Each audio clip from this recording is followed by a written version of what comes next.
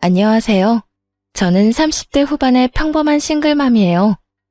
결혼 전 고부 갈등이라는 단어를 들었을 때 다들 무슨 생각을 하셨나요? 저는 웃었어요.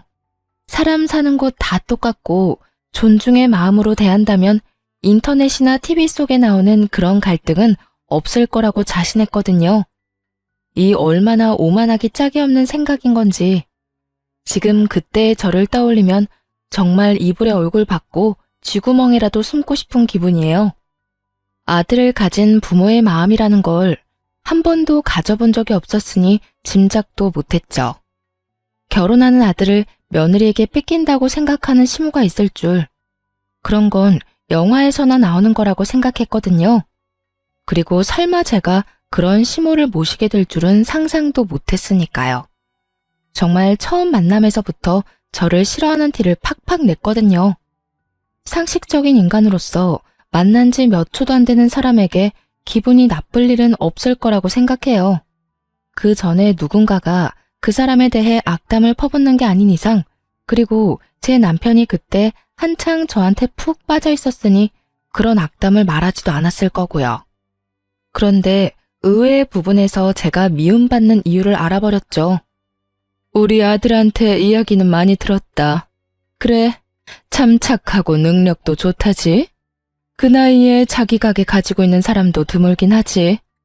그렇다고 뭐든 다 잘하는 완벽한 사람이 있을 리가 없고 분명히 그 외에 어딘가에 하자가 있다는 이야긴데.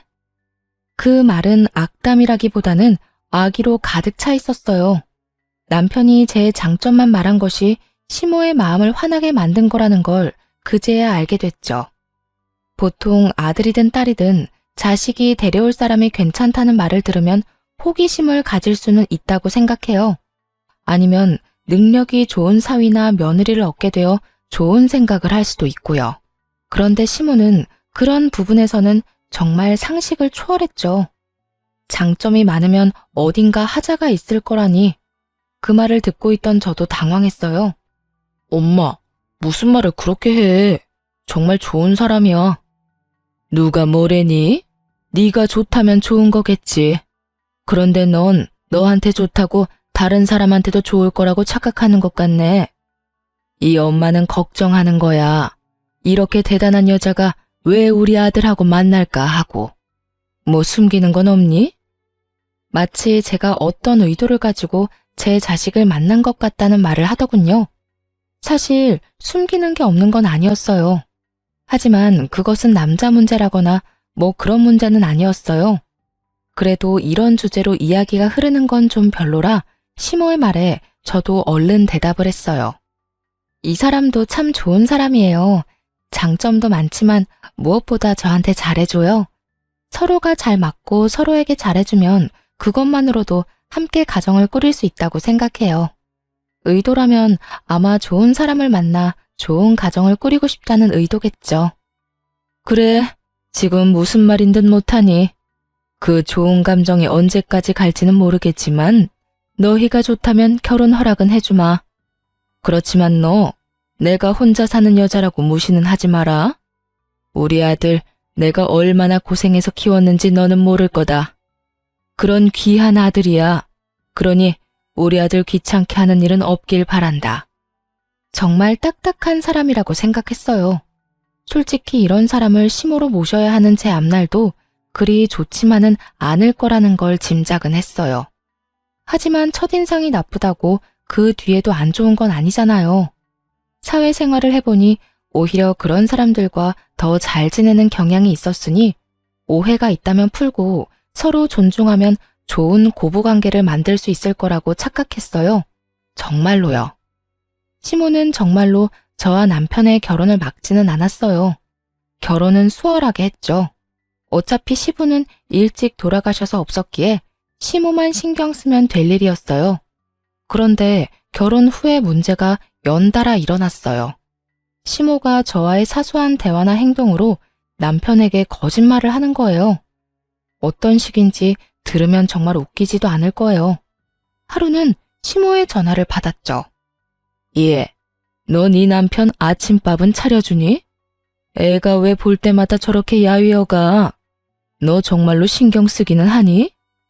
네, 어머님. 아침밥 꼭 먹이고 있어요. 저도 아침에 밥 못 먹으면 안 되는 습관이 배어 있어서 둘이서 꼭 차려 먹고 있으니 너무 신경 쓰지 마세요. 제가 잘 알아서 할게요. 이런 대화를 나눈 적이 있거든요. 그런데 그날 저녁 시모가 남편한테 전화를 한 거예요. 전화를 끊고 나서 남편이 저한테 화를 내면서 그러더라고요. 당신 어머니한테 잘 좀 해줘. 이런 식으로 전화 오면 내가 뭐가 돼? 당신이 한 사소한 행동이 내 얼굴에 먹칠하는 거라고 부부니까. 당신 행동도 내 평판에 들어갈 수밖에 없는데 이런 식으로 생각 없이 굴면 어떡해? 갑자기 화내는 남편에게 저도 어안이 벙벙해서 되물었죠. 무슨 일인데? 나 오늘 어머님이랑 통화 잘했는데? 어머니 보고 우리 일에 신경 끄라고 한 게 잘한 거야? 어머니가 기분이 어떠셨겠어? 아들 장가 보내고 잘 지내고 있나 궁금해서 연락했는데 새파랗게 어린 며느리가 신경 끄라고 하면 기분이 좋겠냐고. 아니야. 내가 어머님께 신경 끄라는 말을 어떻게 해? 어머님이 당신 아침밥 먹이고 있는지 확인하셔서 잘하고 있다고 어머님 신경 안 쓰셔도 된다고 말했지. 그 말에 어디가 신경 끄라는 말이야? 정말로 그렇게 말했어? 제 말에 그제야 남편이 화를 누그러뜨리더군요. 당연하지. 나 통화 녹음 자동으로 되는 거 알지? 그거 들려줄까? 그걸 듣고 나서야 남편이 제게 미안하다며 사과하더군요. 그러면서 어머니가 연세가 많아서 잘못 들으실 때도 있으니 이해해달라고 하더군요. 그런데 저는 그게 잘못 들은 거라고 생각하지 않았어요. 그 이전에도 이런 일이 종종 있었거든요. 분명 인사를 했는데 인사를 안 했다고 남편에게 이르거나 밥상을 차릴 때 조심스럽게 차렸는데도 기분 나쁘게 탁탁 소리내면서 밥 차렸다고 말할 때도 있었어요. 정말 이렇게 사소하고 작은 것들을 치사하게 건드는 시모를 보며 저도 점점 인내가 사라지고 있었어요. 그런데 이 모든 일들은 그냥 장난 수준이었어요. 제대로 된 한 방이 그 뒤에 크게 터졌거든요. 바로 제가 아들을 낳고 난 뒤에 일어난 일이었어요. 2년 만에 생긴 아이여서 저도 정말 행복한 날이었거든요. 그런데 출산일에 시모가 올라와서는 슬쩍 그러더군요. 손주가 영 아빠를 안 닮았네. 남편은 기분이 좋아서였는지 시모의 그 말을 농담처럼 넘기더군요. 어머니, 애들은 크면서 바뀐다잖아요. 그래도 나 닮은 것도 있어요. 발이 나랑 똑같잖아. 그러면서 농담으로 넘기니 저도 그때는 웃을 수 있었어요. 그런데 그 뒤에 우리 아들을 볼 때마다 시모가 계속 그 말을 하는 거예요. 아무리 생각해도 얼굴이 네 얼굴이 아니야.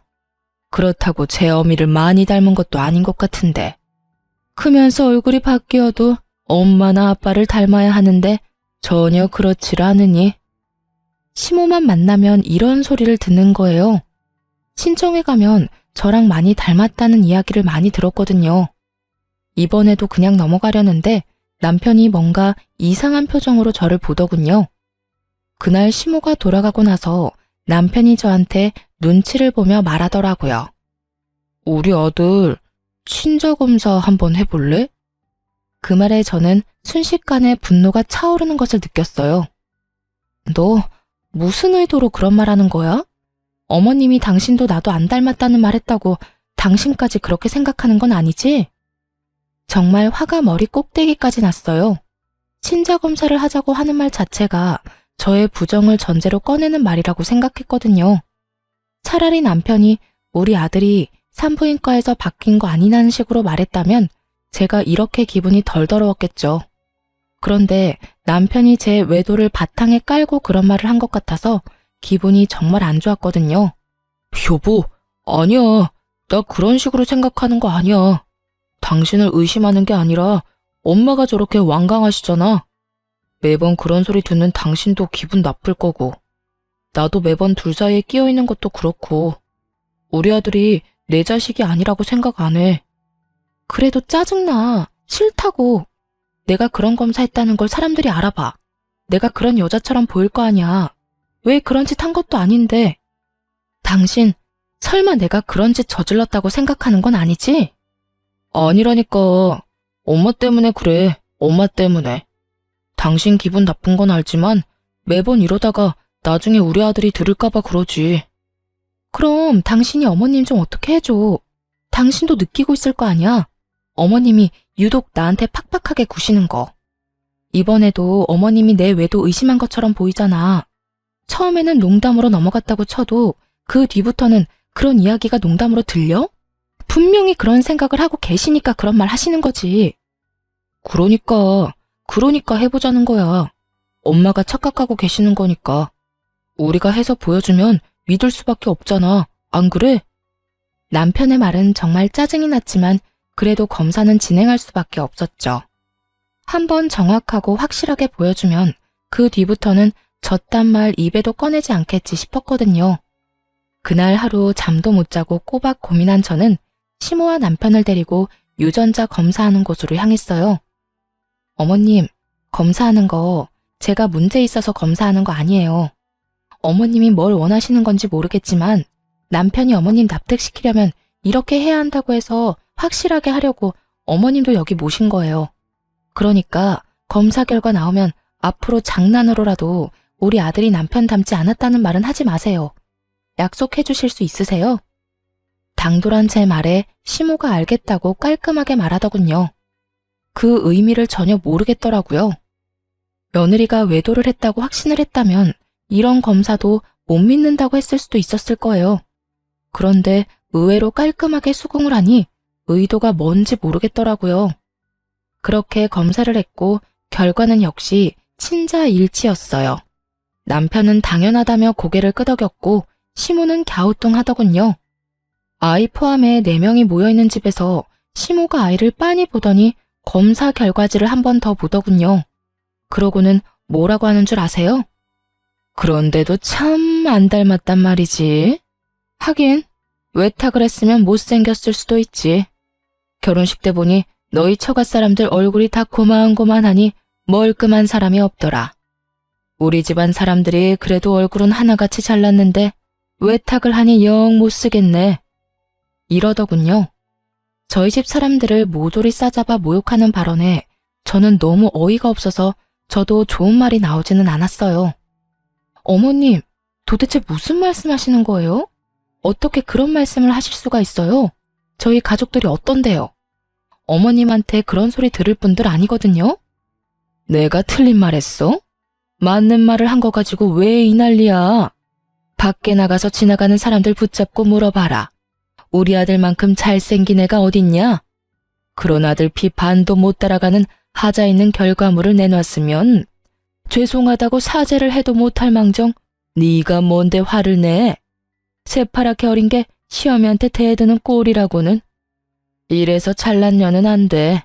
지 잘난 맛에 사니 어른 공경할 줄을 모르지. 지금 손주한테 결과물이라고 하셨어요? 그리고 제가 무슨 사죄를 해요? 상식을 초월한 발언에 저는 기절하기 직전이었어요. 그만큼 크게 흥분한 적이 처음이었거든요. 화가 너무 나면 말도 제대로 안 나오는 거 아시나요? 머릿속이 엉망이 되더군요. 그리고 너 친자검사 누가 하자고 했는지 아냐? 우리 아들이 하자고 했어. 아무리 봐도 자기랑 안 닮았다고. 내가 그런 소리 한 것도 있지만 그런 이야기 들었다고 마누라 의심할 정도면 너도 행실이 그다지 좋지 못했다는 뜻 아니겠냐? 그 말에 더 화가 났어요. 저한테는 아니라고 어머니를 설득하기 위해서라고 말해놓고 본인은 정작 저를 의심하고 있었다니.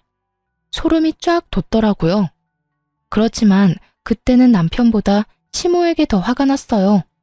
어찌됐건 불을 지핀 건 시모였으니까요. 그리고 순간 그런 생각도 했어요.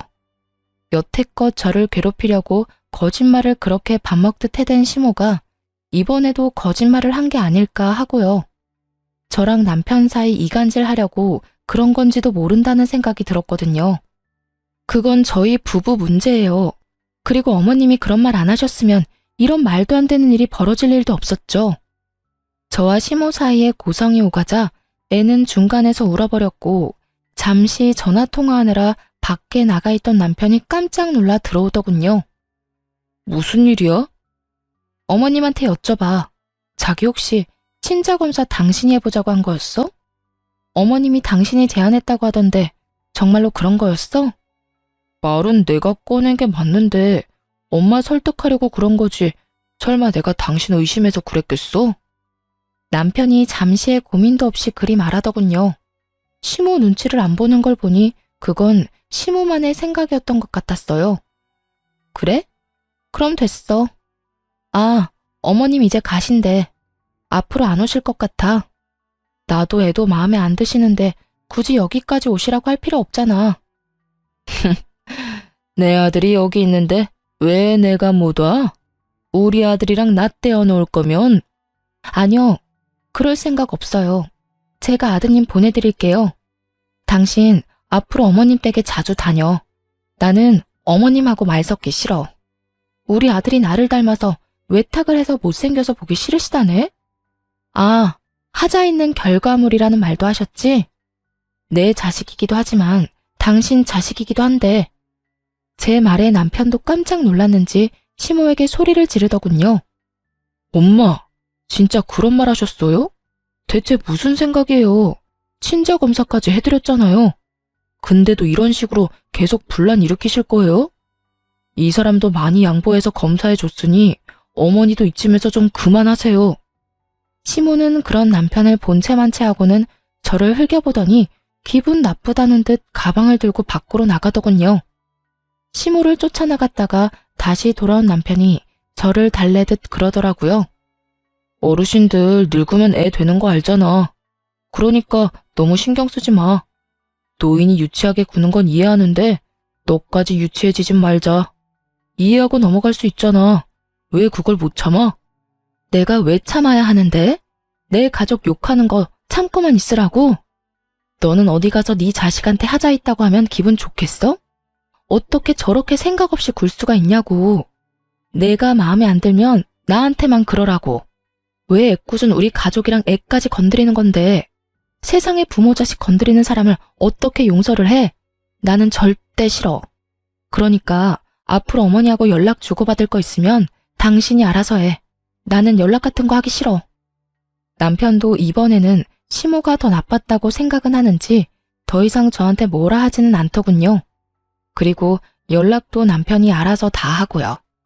명절 때도 남편이 저를 친정에 데려다주고 시댁을 갔어요. 궁시렁거리는 남편에게 손주도 마음에 안 들어 하시는 양반인데 가서 뭐 하냐고 이야기했더니 그 후로는 권유하지 않더라고요. 그렇게 저는 시모 연락처도 지워버렸어요. 정말 그 시간이 얼마나 평온한지. 얼굴 안 보고 사는 게 진짜 정신건강에 좋더라고요. 그렇게 계속 안 보고 살았다면 좋았을 거예요. 그건 정말 사고가 나는 것처럼 우연히 벌어졌어요.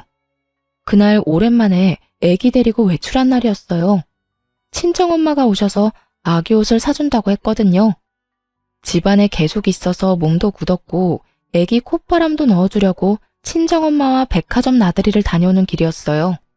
첫 손주의 하나뿐인 손주이다 보니 친정엄마가 제 아들에게 주는 사랑은 한도 없는 신용카드와 같았어요. 뭐든 사주려는 엄마를 뜯어 말렸지만 아이 옷이며 신발 모자에 장난감까지 두 손 가득 종이봉투를 들고 집으로 왔어요. 집 근처 주차장에 차를 주차하고 짐을 꺼냈죠. 그렇게 차 앞을 지나 집으로 들어가려는데 그 앞에서 우연히도 시모와 마주친 거예요. 저와 시모 사이에 있었던 일은 친정엄마에게 말한 적 없었고 어머니나 아버지에게 알리고 싶은 마음도 없었어요. 부모님에게 그런 이야기를 하기에는 두 분에게 너무 죄송하기도 했고 아버지가 생각보다 크게 반응할 것 같아서 아무 말 안 한 거였죠. 그런데 이렇게 친정엄마와 같이 있을 때 마주쳐버리니 인사는 해야겠더라고요. 어머나, 안녕하세요, 사부인. 오랜만이에요. 혹시 애들 보러 오셨어요? 제가 애들을 너무 오래 데리고 있었네요. 저희 어머니가 사근사근 웃으며 시모에게 인사를 했어요. 아니에요. 잠깐 근처 왔다가 들른 것뿐이에요. 그런데 짐이 많네요. 시모는 시큰둥하게 어머니에게 대답하더군요. 저는 시모가 이렇게 시큰둥한 모습도 다행이라며 마음을 쓸어내렸어요.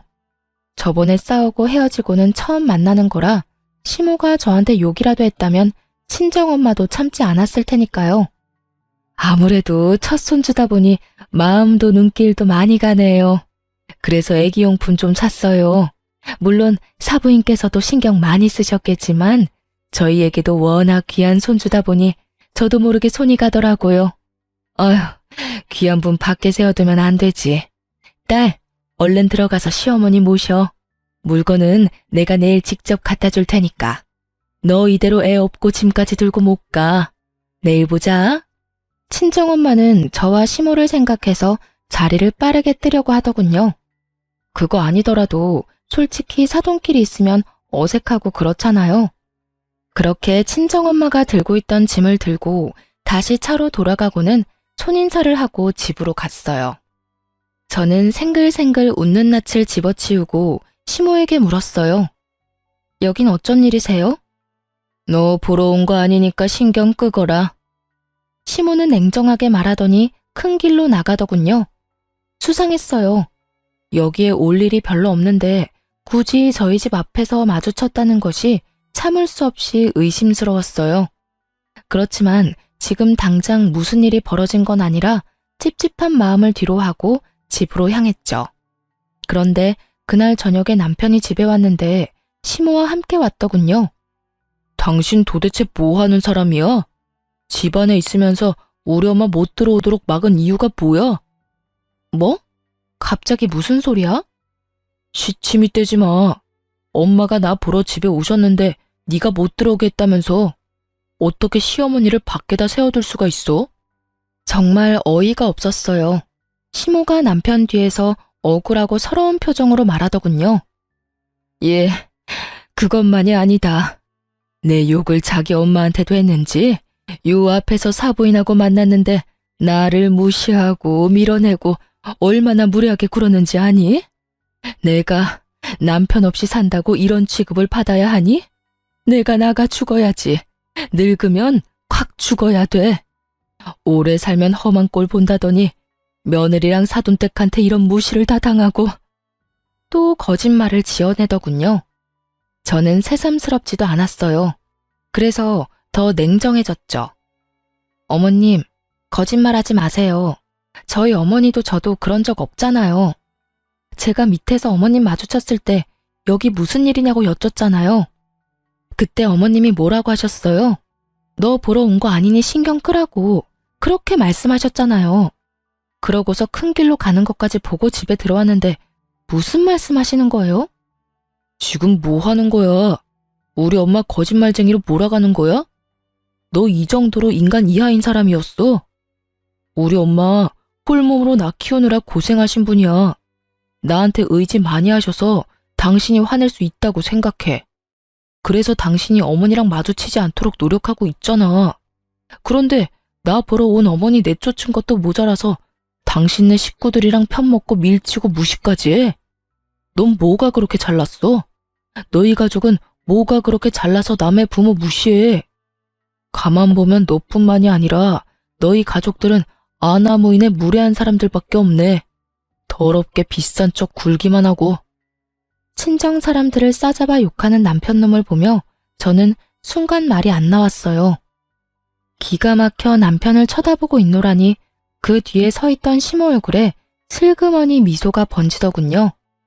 이 사람이 또 제 뒤통수를 치려고 작정했나 보다 싶었어요. 제가 아무 말도 없으니 남편이 더 기세등등하게 입에서 더러운 말을 쏟아내더군요. 윗물이 맑아야 아랫물이 맑은 법이야. 당신 어머니가 예의를 모르고 사돈 보기를 우습게 보니 당신도 우리 엄마한테 그렇게 싸가지 없게 굴었겠지. 친정엄마를 모욕하는 남편 말에 저도 더 이상 참지 못했어요. 당신이 나한테 그런 말 할 자격이나 있어? 그리고 이런 말 한 거 책임질 수는 있어? 책임? 책임은 네가 져야지. 우리 엄마 이렇게 만든 거 다 네 탓이잖아. 그래? 그럼 진짜로 누가 잘못인지 알아보자. 두 사람 다 어디 가지 말고 거기 앉아서 기다리세요. 저는 친정어머니에게 연락해서 오늘자로 찍힌 블랙박스 영상 보내달라고 했어요. 그러자 시모 얼굴이 새파랗게 질리더군요. 차에 다 찍혔을 거라고는 생각도 못했던 것 같더라고요. 그리고 어머니에게서 온 블랙박스 영상을 남편에게 보여줬어요. 차 앞에서 띠꺼운 표정의 시모와 생글생글 웃는 낯의 친정엄마가 동시에 비춰지자 남편이 계속 영상을 돌려만 보더군요. 무슨 말을 해야 할지 찾고 있는 것처럼 보였어요. 싸질러 놓은 말들은 더 이상 담을 수 없는데 수습을 하려니 답이 안 나오는 듯 머리만 벅벅 긁더군요. 그렇게 꿀먹은 벙어리가 돼서 한참을 폰만 돌려보던 남편에게 제가 먼저 말을 걸었어요. 직접 보니까 어때? 당신이 어머님한테 들은 게 사실인 것 같아? 여기 어디에 밀치고 무시하는 장면이 있어? 이 장면 어디에 싸가지 없고 무례하고 사람 무시하는 사람이 있냐고. 그게 있으면 당신 어머님이겠지. 시종일관 웃는 낯으로 말하는 우리 엄마 앞에서 잔뜩 굳어서 기분 나쁜 표정 짓고 있는 건 당신 엄마니까. 시모도 증거 영상을 보고 거짓말이 들통난 터라 아무 말 못하고 있더니 결국 한 소리 듣고는 자리에서 일어나 밖으로 나가버리더군요. 당신이 뭔데 아무죄 없는 우리 엄마를 욕해? 너희 엄마 말이면 똥으로 매주를 쓴데도 믿겠지? 마누라가 얼마나 만만해 보이면 처갓집 식구들까지 아래로 보겠어. 불쌍한 우리 엄마 이용해서 자기한테 유리하게 말 지어내고. 근데 더 화가 나는 건 그 얄팍한 수에 넘어가서 나랑 우리 엄마 신나게 욕한 당신이야. 나는 당신 어머니처럼 입만 열면 거짓말하면서 옆 사람 힘들게 만드는 사람 부모로 모시면서 살고 싶지 않아. 에이, 별것도 아닌 일로 무슨 그런 말을 해. 내가 잘못했어. 다 잘못했으니까 이제 그만 화 풀어. 살다 보면 오해도 할 수 있고 말이 와전될 수도 있고 그렇지. 그런 거 하나하나 다 따지면서 어떻게 살아? 지금 상황에서 화를 어떻게 풀어? 당신 정말로 나랑 우리 엄마를 그런 식으로 보고 있었던 거 아니야? 그렇게 생각했으면 당신도 나랑 살지 마. 안 살면 되지. 나도 나 싫다는 사람이랑 살기 싫어. 그러니까 우리 그만 이혼해. 더 이상 당신이랑 당신 어머니 때문에 이렇게 비참하게 살고 싶지 않아. 내 말은 못 믿고 어머니 말만 믿는 남편놈도 내가 마음에 안 든다고 매번 거짓말로 나를 나쁜 년으로 만들려는 시모도 둘 다 못 믿어. 상황을 한없이 가볍게 여기며 사과했으니 그냥 넘어가자는 남편놈을 보며 제 마음은 차갑게 식어가고 있었어요. 그리고 머릿속에는 이혼 생각이 굳게 자리 잡아가고 있었죠. 남편이 시모와 연을 끊고 살겠다고 한다면 이혼은 잠시 미뤄둘 생각도 있었어요. 그런데 그 주 주말에 시댁 어른 잔치에서 시모가 내욕을 하고 다녔다는 이야기를 제가 듣게 됐죠. 이모님 칠순 잔치를 한 그 가게 사장이 저랑 같은 개원이었거든요. 그 친구가 저한테 말해주더군요. 아주 악에 바친 것처럼 이 사람 저 사람한테 며느리랑 사돈댁이 자기 무시했다며 없는 말 퍼다 나르고 있었다고요.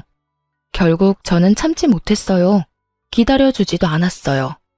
그날 저녁 남편이 퇴근해서 돌아오자마자 문 앞에서 말했어요.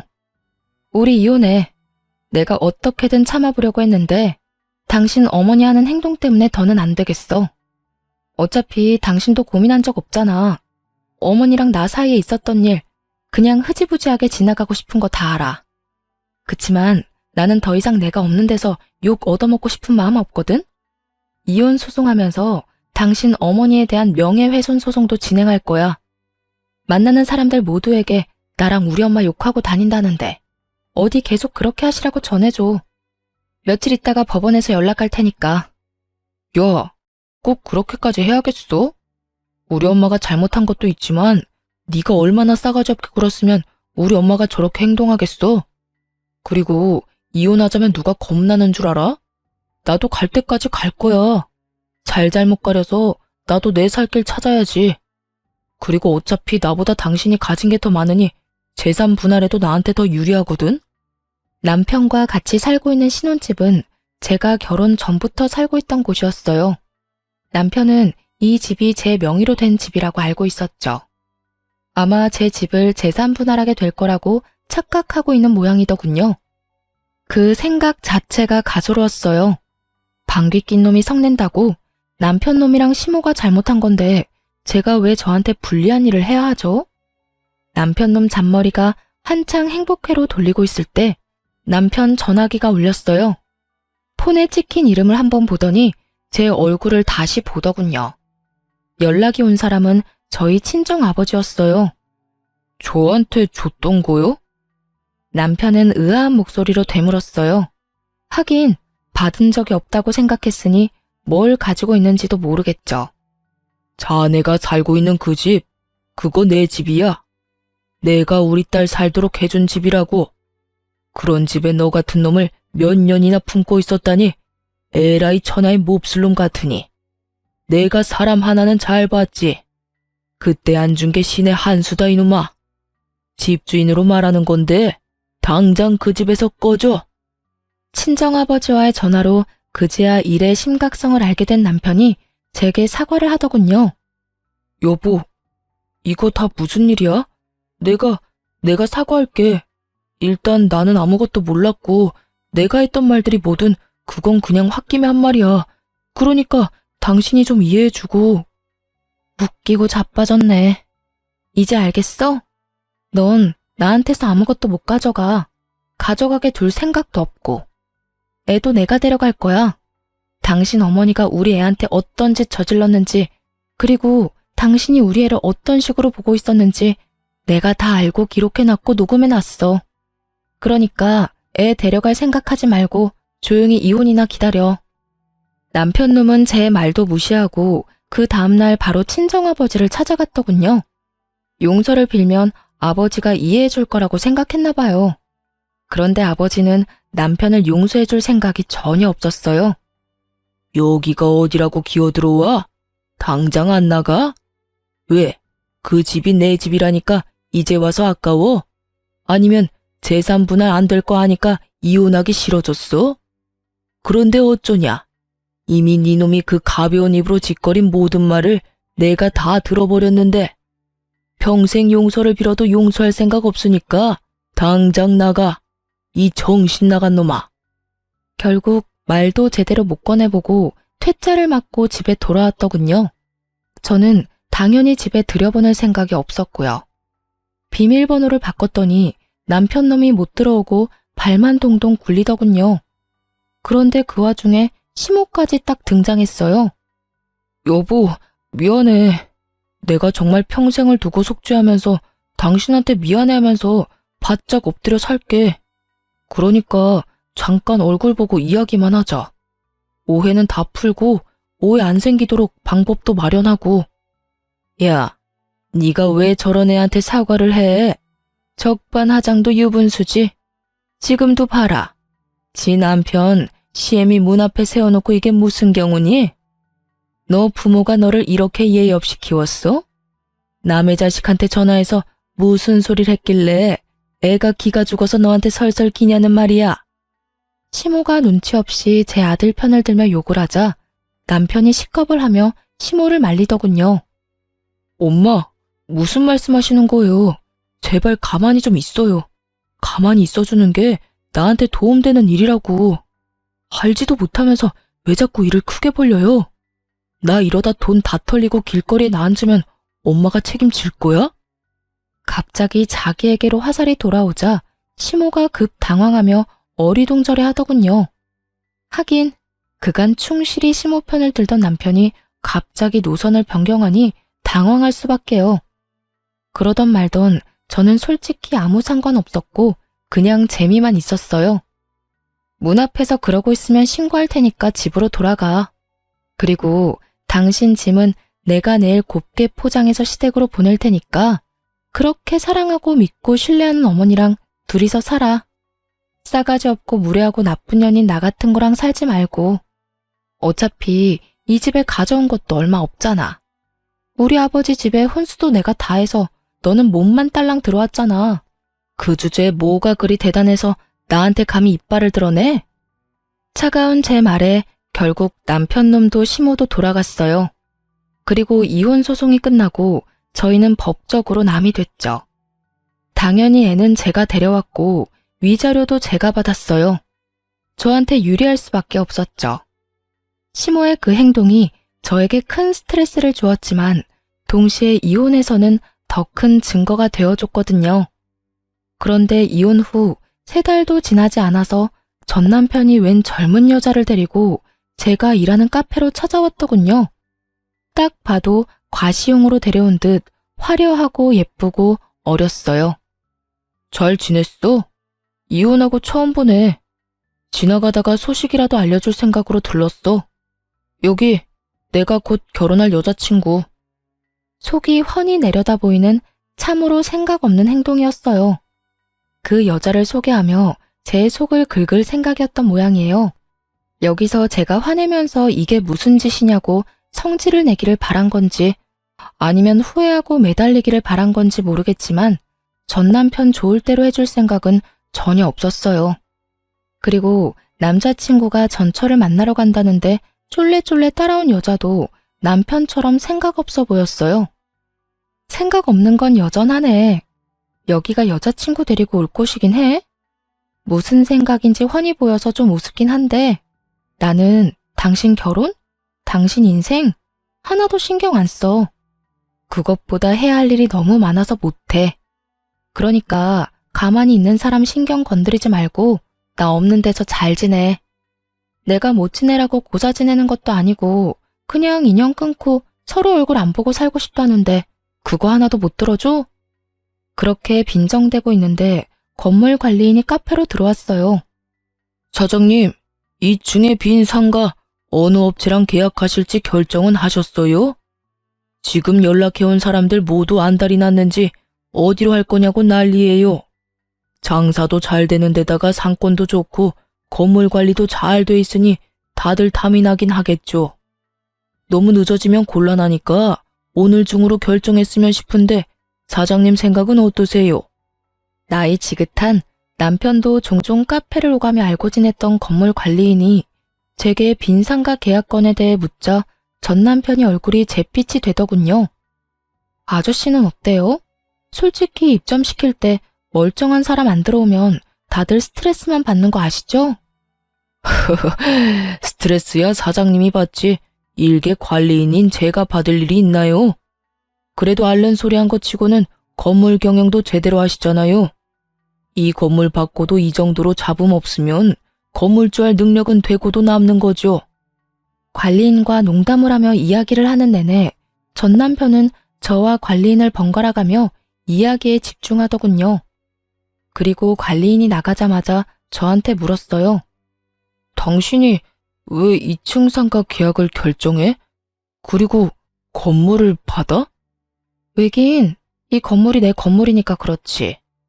2층 상가 하나가 비었는데 거기 들어오려고 여러 업체에서 연락이 오는 바람에 요즘 좀 바쁘거든.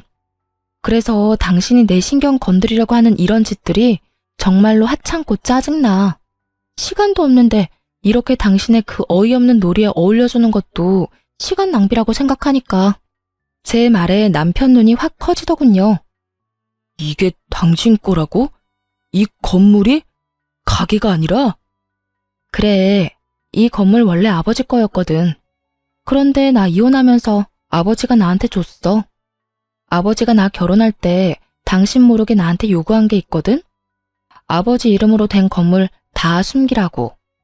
당신이랑 결혼해서 애 낳고 5년이 지났는데도 우리가 잘 살고 있었으면 이 건물 주겠다고 하셨어. 근데 애가 5살이 되기 전에 우리는 이혼을 했지. 네가 개차반 같은 인간이고 우리가 이혼을 했으니 아버지가 아주 잘했다면서 이혼과 동시에 나한테 준 거야. 나는 이 건물 받으면 원래 당신이랑 공동명의로 하려고 했거든? 근데 그때 아버지 말 안 듣고 이 건물 받았으면 너한테 다 뺏겼을지도 모른다고 생각하니까 엄청 오싹하네. 잘 된 거지. 우리 아버지가 현명하시긴 하셔. 신기하지? 아버지는 당신 뭘 보고 이런 사람인 걸 예상했을까?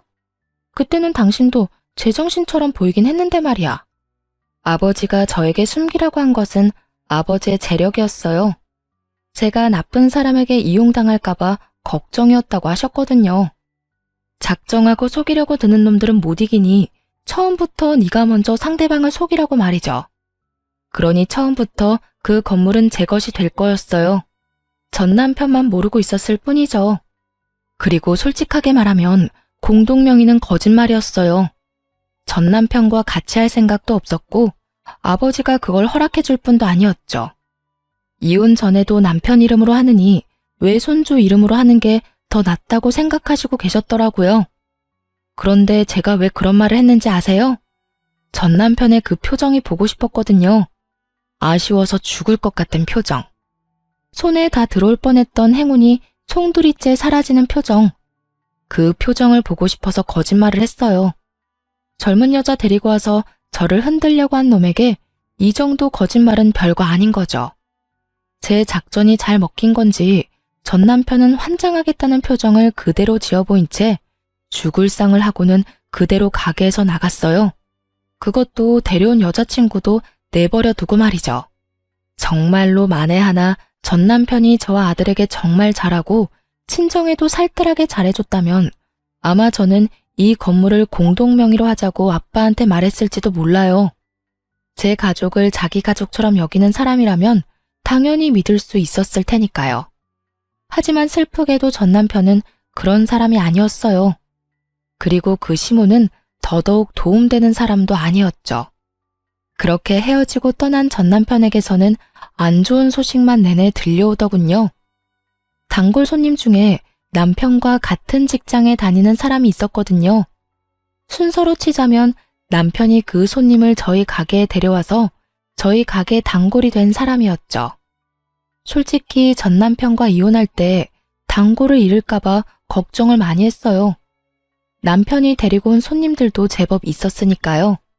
그런데 그 사람들도 저희의 이혼에 남편과 시모의 잘못이 많다는 걸 어렴풋이 알고는 있더라고요.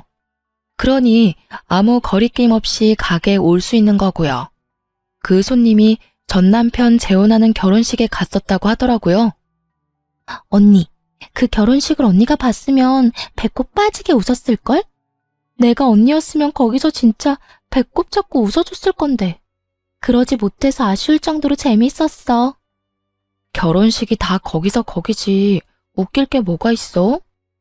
언니가 못 봐서 그래. 세상에 재혼할 여자한테 눈길도 안 주고 뭐가 그렇게 화가 나는지 얼굴은 잔뜩 화가 나서 씩씩대는데 이럴 거면 왜 결혼하냐고 사람들이 다 수군댔다니까. 왜 그랬나 싶었는데 결혼식 날짜가 전 남편이 재혼할 여자 데리고 온 바로 다음 날이었더라고요. 하긴 결혼식 전날에 소나기에 들어올 뻔한 건물이 다 날아갔다는 말을 들었으니 결혼할 맛이 안 날 수밖에요. 게다가 딱 봐도 사랑해서 결혼하는 거라기보다는 저 열받으라고 하는 결혼 같았거든요. 정말 그 여자를 사랑했다면 전처 일하는 곳엔 데려오지도 않았을 테고 결혼식도 그렇게 빨리 하지는 못했을 테니까요. 사람들 눈과 소문으로부터 사랑하는 여자를 지키려면 결혼식도 연애도 신중하게 해야 했을 텐데 그런 게 아닌 거 보면 정말 홧김에한 결혼이라는 말밖에 안 되잖아요. 그런데 이야기를 들으면 들을수록 이혼하길 잘했다는 생각이 들더군요. 요즘 그 집안 돌아가는 상황이 영 심상치 않다고 했어요. 전 남편은 자기한테 왔어야 할 재산이 시모 때문에 모조리 날아갔다며 시모 탓만 하며 모질게 굴고 있다고 하더군요. 물론 시모가 가장 많이 잘못하긴 했지만 자기 잘못도 충분히 있는데 그렇게 싸고 돌던 시모를 탓하는 걸 보니 제가 뿌린 씨앗이 남편에게 큰 스트레스를 준 게 분명해 보였죠. 그리고 재혼한 그 젊은 여자도 제 남편 따라 시모에게 손찌검을 하며 허드렛 일이나 시킨다고 해요. 그런데도 시모는 찍소리도 못하고 아들 눈치 보며 새파랗게 어린 여자가 하라는 대로 군말 없이 시모처럼 일하고 있다고 하더라고요. 시모는 여우 피하려다 호랑이를 만난 거죠. 물론 제가 여우는 아니었고 시모가 저를 여우로 만들고 싶을 뿐이었지만 결과적으로는 그렇게 됐죠. 그렇게 두 사람이 평생을 후회했으면 좋겠어요. 저와 제 아들이 얼마나 자신들에게 도움이 될 존재였을지 속으로 끊임없이 생각하기를 바랬어요. 이게 제가 그 사람들에게 받은 모욕과 멸시를 되갚아줄 가장 좋은 복수라고 생각했거든요. 전 남편 집안 돌아가는 꼴을 보아하니 제가 원하는 대로 흘러가는 것 같아 속이 시원했어요. 손님이 마지막에 그러더라고요. 언니, 이혼 진짜 잘했어요. 나였으면 일찌감치 돌아버렸을지도 몰라요. 그 이야기를 들으니 이혼 후 마음고생한 게 몽땅 사라지는 기분이 들었어요. 이혼 후에 사람들 눈과 소문이 엄청 신경 쓰였거든요. 이혼 부부가 다들 그럴 거라고 생각해요. 쉬쉬하며 숨기고 싶을 테지만 이렇게 지지와 응원을 받으니 마음이 얼마나 놓이던지. 앞으로도 저는 아마 혼자 살 것 같아요. 남편과 시댁이라는 것에 크게 당했으니 굳이 그 지옥을 내 발로 걸어가고 싶지는 않거든요. 실패는 한 번으로 족하다고 생각하고 제 인생에 더 이상 결혼은 없다고 생각하기로 했어요. 사연 이야기는 여기서 끝이 나겠지만 제 인생은 좀 더 아름답게 꽃필 것을 기대해봅니다. 지금까지 들어주신 모든 분들 모두 감사합니다. 좋은 하루 되세요.